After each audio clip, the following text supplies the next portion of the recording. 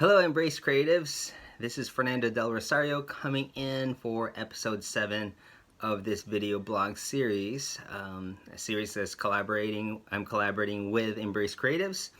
And today's question is actually coming from a viewer named Ian underscore can underscore.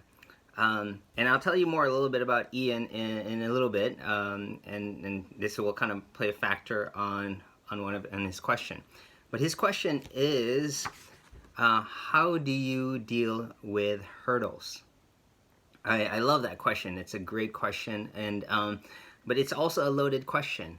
And what I mean about that is that it's a big question, and I want to break this question out to two different paths, two different ways, and I'm actually going to break it up into two different episodes. So the first path is, or the two things how I'm breaking it up is that there are mental hurdles, mental that we're dealing with in our minds and our emotions internally. And then there's actual physical hurdles, physical things that plays a factor on how we actually do things physically. So I'll speak to that in the next episode. So let's talk about mental hurdles. Mental hurdles, in my mind, is that it's about doubt, fear, and uncertainty. And certainly a lot of that going on now with COVID-19. Which usually tends to lead to the idea of burnouts and being uninspired, and sometimes leading to depression. So mental hurdles is something that is obviously very, very important, that in order for us to really fully understand and really kind of overcome. And when I think about hurdles, I think about a word that is both loved and feared. And that word is the word permanency. Now, what I mean about this word being both loved and feared is that when things are great, when things are awesome and amazing, we want it to be permanent.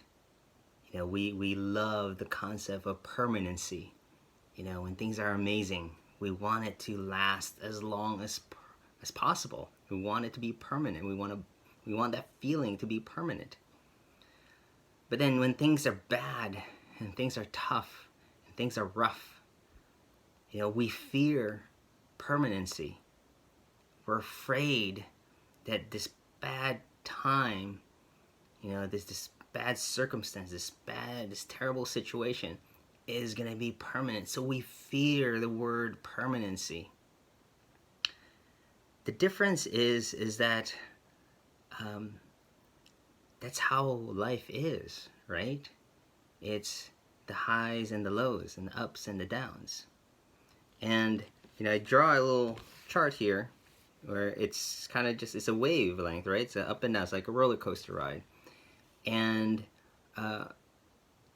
like as I was saying, that's how life is. It's a series of ups and downs and so on.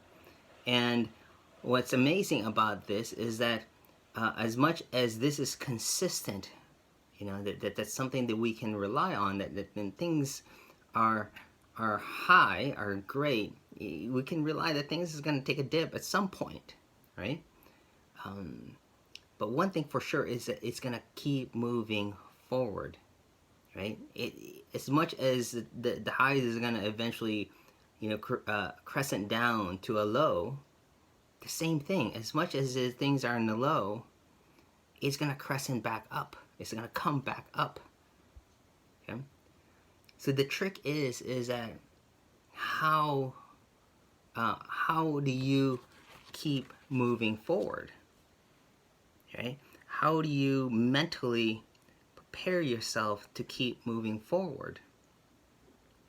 And so I have a couple of tips that I personally do, and I love to share with everyone here. we have complete control on what is going on in our minds, in our brains, right? At the end of the day, we have control of our minds, and and every time I wake up every morning, I try to at least every morning, before my feet even hit the ground, and as soon as I have some form of consciousness and I open my eyes, I am thankful for. I say 3 things that I'm thankful for, and I say 3 because it fits within the hierarchy, Maslow's hierarchy, and those hierarchy is, we all need really 3 things to survive. We need our health, we need shelter, and we need food. That's it. That's the core basic things that we need, right? Everything else is cake, or icing, I should say. Everything else is icing on the cake, okay? So when I wake up in the morning, I am thankful that I'm waking up, that I have my health. I'm healthy enough to wake up. I am thankful that I'm healthy enough that I don't wake up from pain. I suffer from back pain, so I know what it feels like to wake up from excruciating pain. So a good portion of my days I wake up without any pain, so I'm extremely thankful for that. Then I say, and I'm thankful for the roof over my head. You know, the house that I live in, the comfortable bed that I'm laying in underneath my rooftop. So I'm thankful for my shelter. Then I'm thankful for the food that I have downstairs. I can go downstairs to my kitchen, open up my cupboards, open up my pantry, open up my fridge, my freezer, and I have food in there. So I'm extremely thankful for that. And I go through those 3 things very, very quickly. You know, I try not to linger too much. That's how I start my day. I try to start my day that way. And that prepares my mind, my mental state. Now, don't get me wrong. Of course, I go through my day just like everybody else, and bad news happens. I have a bad meeting, a bad situation. I am equally stressed out with, very much similar to all the things that all of you are stressed out about. And so what do I do when that happens? This is what I do.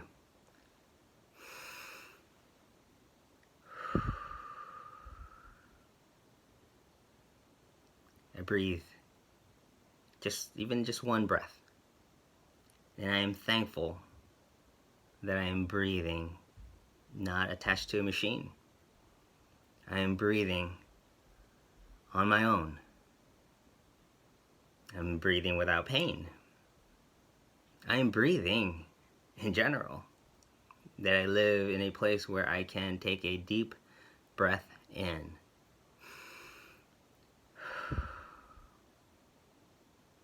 And I start to look at things a little bit in perspective. You know? So that's how I start with, how do I deal with mental hurdles? Now, of course, there is so many other steps that goes after that. You know, I write things down. I organize my mind. I organize my brain. I organize what it is that I need to do. If I feel like I'm not feeling inspired, I breathe, and hopefully through that breath, or a series of breath, I can think about a little bit clearly, why am I not feeling inspired? What am I afraid of? Why am I afraid to put that paint on that canvas? You know? So I start to break down the mental barriers, the mental hurdles. But that takes practice. That takes time to build up to that, and you have to start somewhere. And for me, I choose to start from the very first consciousness when I wake up in the morning. That's it for now. The next episode, I'm going to talk about physical hurdles.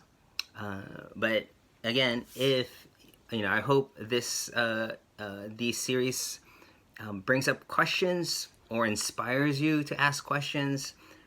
If you do, please, what are your questions?